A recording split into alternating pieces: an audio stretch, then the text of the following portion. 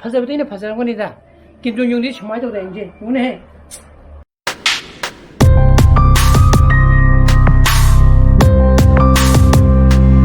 Good morning guys. Welcome back to my channel. I am Yengbiriba. Sana pagi ming changani to budu yar roi. Kairo da all over Manipur gi oina ju koigi new academic session gidamakta private school na adegi government school da ming chanba process ki paw khara ta badi ki directorate na loinmu tingjangre na ngarangi directorate ki order magi matungina kai gino da moina hari do haidi chap manaba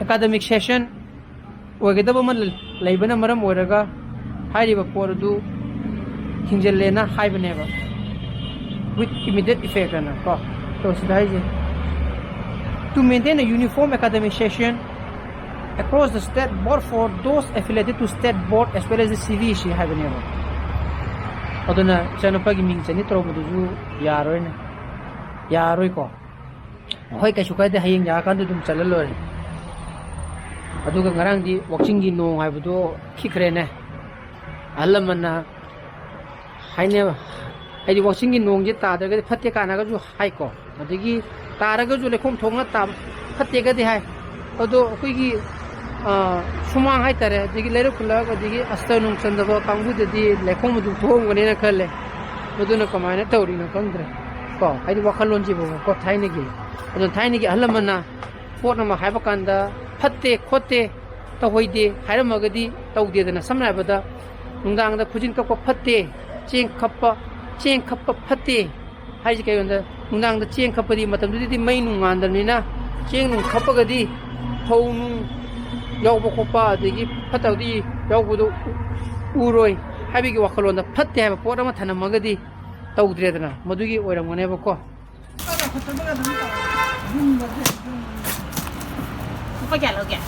Chom go chumdra khilai je laine ba ko laine bantra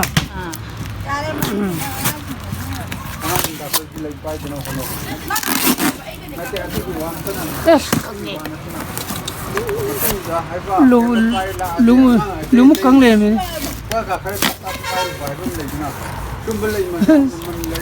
khui lai ji hingane ba Imagine this chile imagine this.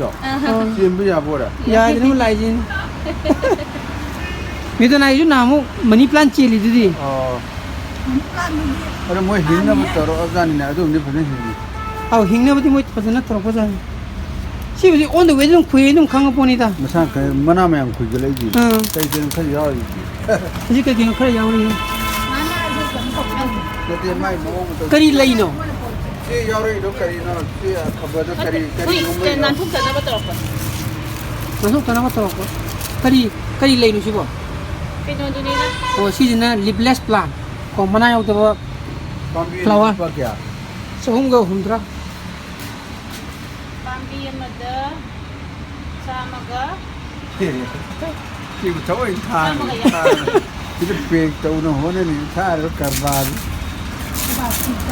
तो season से मना याव दबा flower का लिपलेस flower flowerless flower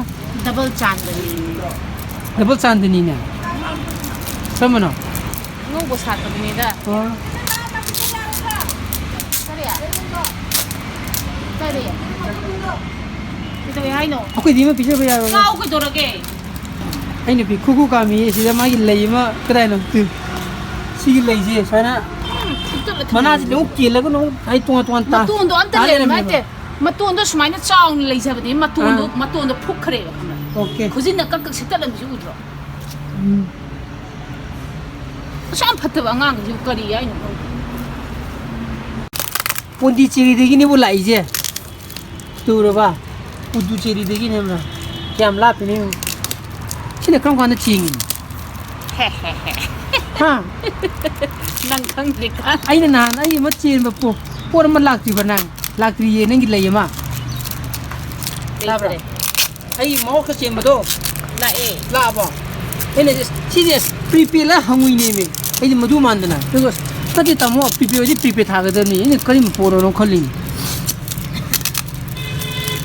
ꯍꯩꯍꯜꯂꯨ ꯌꯥꯄꯣꯠꯇꯦꯀꯣ ꯁꯤꯁꯦ ꯃꯣꯏꯁꯦ ꯃꯁꯥꯅ ꯑꯗꯨꯝ ꯐꯖꯅ ꯃꯣꯏꯁ ꯑꯣꯏꯅꯕꯅꯦ ꯃꯣꯏ ꯁꯤ ꯀꯨꯞꯁꯜꯂꯤꯁꯦ ꯁꯤ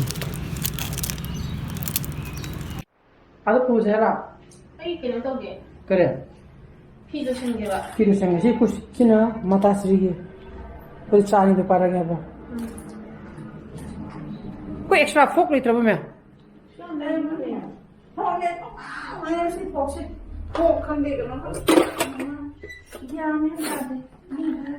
ꯑꯩꯈꯣꯏ ꯁ꯭ꯀꯨꯜꯒꯤꯅꯦ ꯑꯩꯗꯤ ꯉꯁꯥꯏꯒꯤ ꯇꯥꯔꯤꯛ 23ꯗꯒꯤ ꯀꯥꯟꯅꯕ ꯍꯧꯈ꯭ꯔꯦꯗꯅ ꯑꯗꯨꯒꯤ SOP ꯃꯦꯟꯇꯦꯟ ꯇꯧꯕꯤꯔꯦ ꯅꯪ ꯁꯤ ꯄꯥꯏꯔꯣ ꯑꯩꯗꯣ ꯄꯥꯏꯔꯒꯦ ꯌꯥꯔꯣꯏ ꯑꯗꯨ ꯑꯩꯈꯣꯏ ꯀ꯭ꯂꯥꯁ 11ꯁꯤꯅ ꯄꯨꯡ 3ꯗꯒꯤ ꯅꯪꯒꯤꯅꯦ ꯑꯩꯁꯨ ꯐꯣꯟꯗ ꯄꯤꯕꯤꯔꯛꯑꯣ ꯑꯃꯅꯤ ꯆꯪ ꯄꯥꯏꯅ ꯑꯃꯅ ꯑꯩꯒꯤꯅꯤꯅ ꯃꯦ ꯅꯪꯒꯤ ꯁꯤꯗ UP ꯊꯝꯃꯝꯃꯦꯅ ꯑꯗꯨꯅ ꯍꯧꯖꯤꯛ ꯇꯥꯏꯝ ꯇꯦꯕꯜ ꯊꯥꯔꯦꯕꯀꯣ ꯑꯗꯣ ꯇꯥꯏꯝ ꯇꯦꯕꯜꯁꯦ ꯄꯨꯡ 3ꯗꯒꯤꯅ ꯄꯨꯡ 7:30ꯐꯥꯎꯅ ꯀ꯭ꯂꯥꯁ 11ꯒꯤ ꯇꯧꯗꯣꯔꯤꯕ ꯑꯌꯨꯛꯀꯤ ꯑꯗꯨꯒ ꯄꯨꯡ 10:30ꯗꯒꯤꯅ 10:30 ꯃꯇꯨꯡꯗꯅ ꯀ꯭ꯂꯥꯁ 12ꯀꯤ ꯉꯁꯥꯏꯒꯤ SOPꯗꯣ ꯃꯦꯟꯇꯦꯟ ꯇꯧꯔꯒ ꯍꯥꯏꯗꯤ ꯀ꯭ꯂꯥꯁꯁꯦ ꯍꯧꯋꯣꯅ ꯍꯥꯏꯔꯕꯅꯤꯅꯕꯀꯣ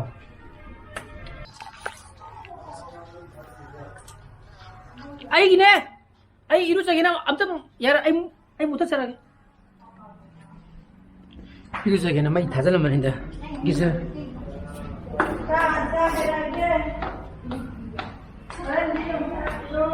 ꯌꯣꯡꯆꯥꯛ 이롤ꯂꯒ ꯆꯝꯐꯨꯠ ꯑꯃ ꯆꯥꯁꯤꯗꯅ ꯃꯦ ꯍꯪꯒꯥꯝ ꯆꯝꯐꯨꯠ ꯑꯃ ꯑꯁ ꯆꯥꯔꯒ ꯕꯣꯔꯥ ꯑꯃ ꯇꯧꯔꯒ ꯍꯥꯎꯔꯦ ꯑꯗꯨꯗꯤ ꯕꯣꯔꯥ ꯑꯃ ꯆꯥꯔꯗꯤ ꯑꯕꯨꯡꯉꯣ ꯃꯩ ꯊꯥꯜꯂꯣ ꯂꯥꯛꯑꯣ ꯍꯧꯖꯤꯛ ꯃꯥꯒꯤ ꯚꯤꯗꯤꯑꯣ ꯑꯃ ꯏꯗꯤꯇꯤꯡ ꯇꯧꯒꯗꯕꯀꯣ ꯑꯗꯨꯝꯇ ꯇꯧꯃꯤꯟꯅꯁꯦꯅ ꯉꯔꯥꯡ ꯅꯨꯡꯗꯥꯡꯗꯒꯤ ꯍꯥꯏ ꯂꯩꯕꯅꯦꯕ ꯑꯩꯅ ꯁꯪꯗꯕꯒ ꯆꯠꯁꯦ ꯃꯥꯒꯤ ꯀꯃꯦꯟ ꯄꯥꯕ꯭ꯔꯥ ꯑꯩꯁꯦ ꯅꯣꯔꯠ ꯀꯣꯔꯤꯌꯥꯒꯤ ꯀꯩꯅꯣꯗꯣ ꯄ꯭ꯔꯁꯤꯗꯦꯟꯗꯣ ꯀꯤꯝ ꯖꯣꯡ ꯎꯟꯗꯣ ꯑꯗꯨ ꯃꯥꯜꯂꯦꯅ ꯍꯥꯏꯗꯣꯔꯕ ꯈꯪꯗꯦ ꯁꯝꯁꯤꯗ ꯑꯣꯏꯔꯝꯒꯅꯦꯕ ꯑꯩ ꯏꯁꯥꯊꯟꯇ ꯃꯥꯜꯂꯕ꯭ꯔꯣꯏꯅꯁꯨ ꯈꯜꯂꯤꯀꯣ ꯀꯤꯝ ꯖꯣꯡ ꯎꯟ ꯑꯗꯣ ꯐꯖꯕꯗꯤ ꯑꯩꯅ ꯐꯖꯔꯝꯒꯅꯤꯗ ꯀꯤꯝ ꯖꯣꯡ ꯎꯟꯗꯤ ꯁꯨꯃꯥꯏꯅ ꯇꯧꯗꯥ 이제 우네해 하나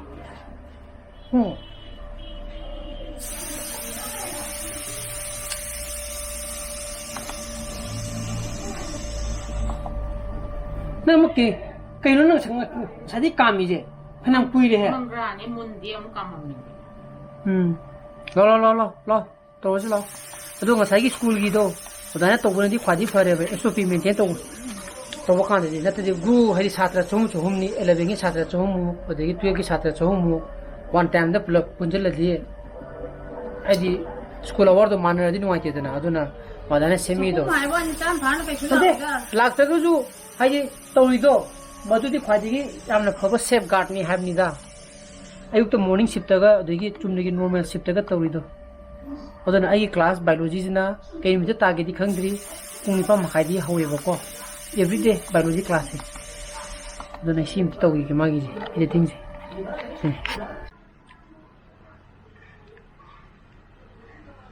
मांग से डेमोन्स्ट्रेट तो क्लिप में यावरीबा वीडियो में टेक या में सांग में ते मिनट हम वही का किने और तो माने मुझसे वो वॉइस ओवर पिशन दोने बा और माने इंग्लिश में पी दोने बा को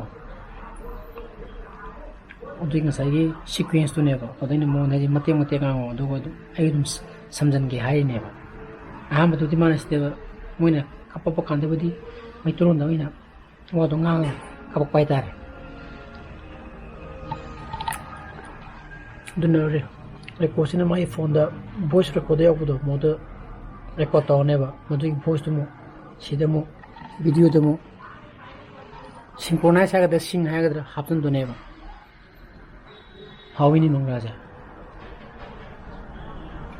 ꯂꯥꯛꯑꯕ ꯂꯥꯔꯥ ꯃꯇꯦꯡ ꯉꯥꯡꯉꯨꯀꯣ ꯑꯗꯨꯅꯦ ꯑꯩ ꯀꯩꯅꯣꯝ ꯍꯥꯏꯒꯦ ꯃꯇꯦꯡ ꯑꯃ ꯉꯥꯡꯈ꯭ꯔꯦꯅ ꯁꯤꯗ ꯀꯛꯑꯁꯤ ꯍꯥꯏꯕꯗꯣ ꯉꯥꯛꯇꯪ ꯂꯩꯔꯒ ꯁꯦꯀꯦꯟ ꯑꯃꯅꯤ ꯆꯣꯟꯊꯔꯒ ꯀꯛꯑꯁꯤ ꯍꯥꯏꯔꯛꯑꯣꯕ ꯈꯪꯉꯕ꯭ꯔꯥ ꯀꯩꯅꯣꯗ ꯍꯣꯔꯦꯟ ꯃꯗꯨ ꯑꯩꯅ ꯅꯪꯅ ꯍꯦꯛ I want to go ꯀꯛꯑꯁꯤ ꯍꯥꯏꯅ ꯍꯥꯏꯔꯗꯤ I want to go ꯀꯛꯑꯁꯤ ꯌꯥꯝ ꯊꯨꯅ ꯅꯛꯁꯤꯟꯅꯗ꯭ꯔꯥ ꯑꯗꯨꯗꯩ ꯑꯩꯅ ꯍꯣꯔꯦꯟ ꯀꯠ ꯇꯧꯕ ꯉꯝꯃꯣꯏꯕꯀꯣ ꯑꯗꯨꯅ ꯈꯤꯇꯪ ꯆꯠꯍꯜꯂꯒ ꯀꯠ ꯇꯧꯔꯛꯑꯣꯕ ꯈꯪꯕ꯭ꯔꯥ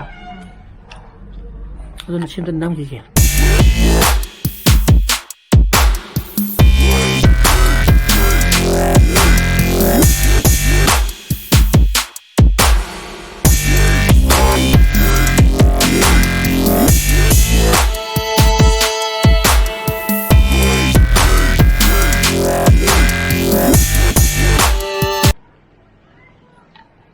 ꯂꯣꯏꯔꯦ ꯃꯥꯒꯤ ꯗꯞ ꯇꯧꯕ ꯑꯗꯣ ꯉꯁꯥꯏꯒꯤ ꯗꯞꯇꯨꯗꯤ ꯑꯩꯅ ꯁꯥꯎꯟꯗꯨꯗꯤ ꯃ꯭ꯌꯨꯠꯇ ꯊꯝꯕꯅꯦꯕ ꯊꯝꯃꯤꯗꯣ ꯅꯨꯡꯉꯥꯏꯇꯕꯀꯣ ꯃꯣꯏꯒꯤ ꯑꯣꯐꯤꯁꯤꯌꯦꯜ ꯑꯣꯏꯕ ꯄꯣꯠꯅꯤꯅ ꯊꯣꯏꯕꯤ ꯀꯗꯥꯏ ꯆꯠꯇꯣꯏꯅꯣ ꯍꯥ ꯀꯗꯥꯏꯅꯣ ꯀꯗꯥꯏꯗ ꯀꯗꯥꯏꯅꯣ ꯄꯆꯧꯒꯤ ꯌꯦꯟ ꯄꯣꯔꯣꯏꯗ꯭ꯔꯣ ꯅꯪ ꯌꯦꯟ ꯆꯥ ꯆꯠꯀꯅꯤꯗꯣ ꯀꯌꯥꯝ ꯄꯣꯛꯇꯨꯕ ꯀꯌꯥꯝ ꯄꯣꯛꯇꯨꯅꯣ ꯍꯥꯏꯔꯣ ꯈꯨꯠ ꯇꯝꯃꯣ ꯀꯌꯥꯝ ꯄꯣꯛꯇꯨꯅꯣ ꯑꯁ ꯄꯤꯁꯅꯤꯀ ꯐꯩ ꯐꯩ ꯑꯩꯈꯣꯏꯗꯤ ꯌꯦꯟ ꯃꯈꯣꯡ ꯂꯩꯌꯦ ꯑꯩꯈꯣꯏꯗꯤ ꯑꯦ ꯀꯣꯛꯀꯥꯏꯔꯦ ꯌꯩꯈ꯭ꯔꯦ ꯑꯝꯇ ꯌꯩꯈ꯭ꯔꯦ ꯅꯥꯗꯦꯗ ꯌꯥꯝ ꯀꯜꯂꯤ ꯏꯁꯇ꯭ꯔꯣꯡ ꯒꯔꯜꯅꯤꯗ ꯁꯤꯗꯤ ꯏꯁꯇ꯭ꯔꯣꯡ ꯒꯔꯜꯅꯤꯗ ꯀꯥꯏꯗꯦꯗ ꯐꯨꯖꯜꯂꯣ ꯇꯥꯛꯇ ꯐꯨꯖꯜꯂꯣ ꯇꯥꯛꯇ ꯐꯨꯖꯜꯂꯣ ꯍꯥꯏ ꯃꯣꯟ ꯑꯃ ꯍꯦꯡꯒꯦꯗꯤ ꯉꯥꯎ ꯍꯩ ꯄꯥꯊꯣꯛ ꯂꯥꯛꯀꯦ ꯌꯥꯒꯗ꯭ꯔꯥ ꯅꯣꯏ ꯀ꯭ꯋꯥꯀꯩꯊꯦꯜꯗ ꯌꯥꯒꯗ꯭ꯔꯥ ꯍꯥ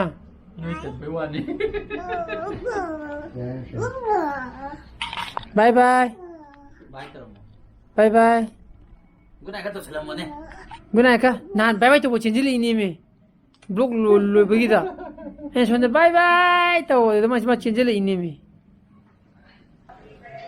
ꯄꯨꯡ 3 ꯈꯔ ꯍꯦꯜꯂꯦ ꯑꯩꯈꯣꯏꯅ ꯍꯧꯖꯤꯛ ꯉꯁꯥꯏ ꯆꯠꯈꯤꯗꯣ ꯃꯣꯏ ꯆꯥꯛ ꯆꯥꯕ ꯆꯠꯈꯤꯅꯦꯕ ꯀ꯭ꯋꯥꯀꯩꯊꯦꯜꯗ ꯌꯦꯟ ꯆꯥꯕ ꯏꯆꯥꯅꯨꯄꯥꯗ ꯍꯧꯔꯝꯕꯅꯦ ꯆꯠꯂꯨꯁꯤꯔꯅ ꯏꯆꯥꯅꯨꯄꯥꯗꯣ ꯇꯜꯂꯦꯅ ꯃꯥ ꯂꯩꯍꯧꯔꯦ ꯑꯗꯣ ꯉꯁꯥꯏ ꯍꯥꯏꯕꯗꯣ ꯌꯣꯡꯆꯥꯛ ꯑꯃ ꯏꯔꯣꯜꯂꯦ ꯆꯝꯐꯨꯠ ꯑꯃ ꯐꯨꯠꯂꯦ ꯀꯥꯡꯍꯧ ꯑꯃ ꯉꯧꯔꯦ ꯁꯣꯝꯁꯤꯗ ꯕꯣꯔꯥ ꯍꯧꯒꯦꯅ ꯇꯧꯔꯤꯅꯦꯕ ꯑꯗꯨꯕꯨ ꯏꯆꯥꯅꯨꯄꯥꯗꯤ ꯆꯥꯔꯣꯏꯗꯕꯅꯤꯅ ꯃꯥꯒꯤ ꯌꯦꯟ ꯊꯣꯡꯕ ꯂꯨꯄꯥ 50 ꯂꯩꯕꯤꯔꯨꯔꯦ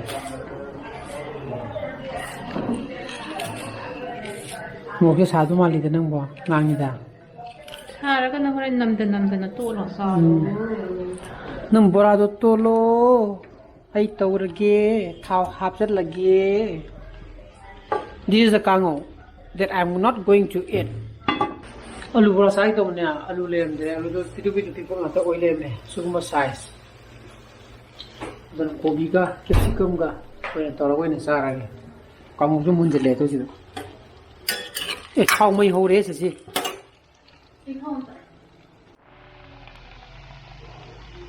Atai di khang de aina hobjo bora di hauni. Sei.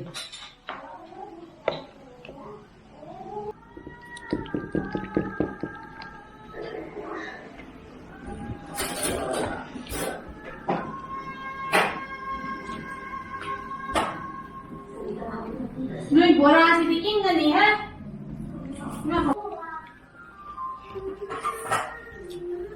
Jadi capsicum ni bora ga hawa. Wow.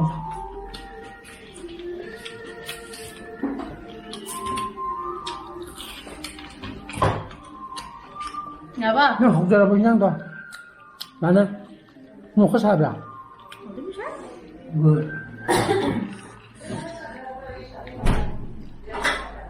Hello. Nên một tuần không trả thuốc anh muốn tới cây nào ba? Hay như gì?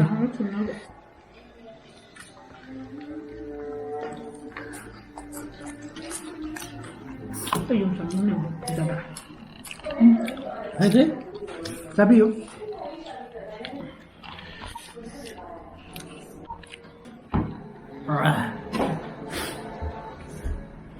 ꯑꯗꯨꯅ ꯑꯩ ꯉꯁꯤ ꯕ꯭ꯂꯣꯒꯤ ꯃꯇꯥꯡꯗ ꯂꯣꯏꯁꯤꯟꯖꯔꯒꯦ ꯑꯩ ꯕ꯭ꯂꯣꯒꯁꯨ ꯄꯥꯝꯕꯤꯕ ꯊꯣꯛꯑꯒꯗꯤ like ꯇꯧꯕꯤꯔꯝꯃꯣ ꯁꯤꯌꯔ ꯇꯧꯕꯤꯌꯣ ꯑꯅꯧꯕ ꯚꯤꯌꯨꯁ ꯑꯣꯏꯕꯅ ꯁꯕꯁꯀ꯭ꯔꯥꯏꯕ ꯇꯧꯕꯤꯔꯝꯃꯣꯀꯣ ꯃꯤ ꯁꯥꯅ ꯐꯖꯅ So please be safe and be healthy. Bye bye. Good night. Sabungo. Bye bye. Good night. Gì? Bye bye. Aku mau aja hajit tholi je. Masai gini. Serial yang ini leba. Minitra wali cak lama orang kang deh. Masai aku cak keterang hang betul sih. Cak gitu ina. Hai aku. Kamu tuh thumnam dia. Kau minitra wali jangan orang hai. 이제 뽕 때 따지지. Aduh minitra kenapa? 어. Aduh tahu. 그래도, 지마, 홀더기. Mahum kacang.